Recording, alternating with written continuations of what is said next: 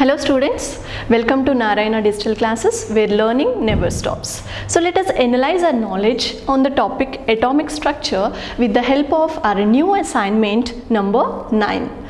So let us see the questions one by one. So here is our first question. Atom is no longer indivisible but it consists of.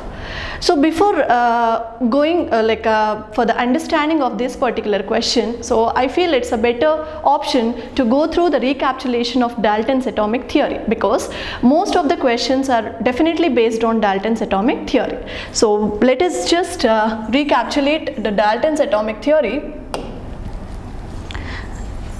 with the help of this particular picture. So here I have taken the postulates of Dalton's atomic theory. So let me read it once here.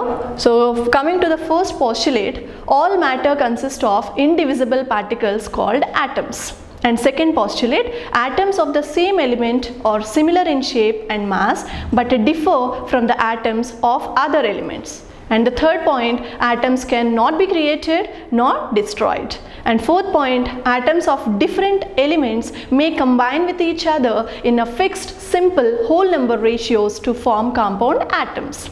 Atoms of same element can be combined in more than one ratio to form two or more compounds. The atom is the smallest unit of matter that can take part in a chemical reaction. So these are the basic postulates of Dalton's atomic theory. Now, so let us go back to our assignment. So let us see the first question in our assignment. Let us read it once again. So atom is no longer indivisible but it consists of. Yes. So let us highlight what they actually wanted to know. So let us highlight what they are actually asking us here. So what are they asking? No longer indivisible. Atom is no longer indivisible. So what do you mean by no longer indivisible? Not indivisible. So what is not indivisible? So it is divisible. So let me read the question once again. Atom is divisible but consists of. So what does an atom consist? An atom consists of subatomic particles. They are electrons, protons and neutrons. So if you see the options, we have neutrons, protons and electrons. All these subatomic particles are comprised of an atom. So what is the right option now? Tell me. So the right option is nothing but all of these. So this is the answer of the first question. So with this, let us move to the next question. Yeah, this is our second question. So if you see the second question, according to Dalton's atomic theory, atoms of different atoms are dash in all respects.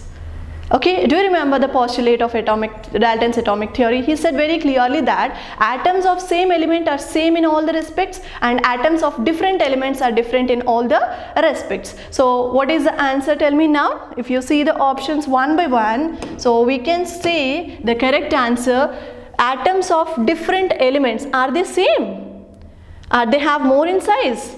Are they different? Yes, the correct answer is different. Atoms of different elements are different in all the respects. But we know very clearly that after the analysis or the description of the modern atomic model, atoms of different elements are same in a few concepts, like argon and calcium, they are having same atomic mass number, and we have some isotopes which are having same atomic number. So isotopes, isobars, all are the exceptions for this particular theory of Dalton's atomic model.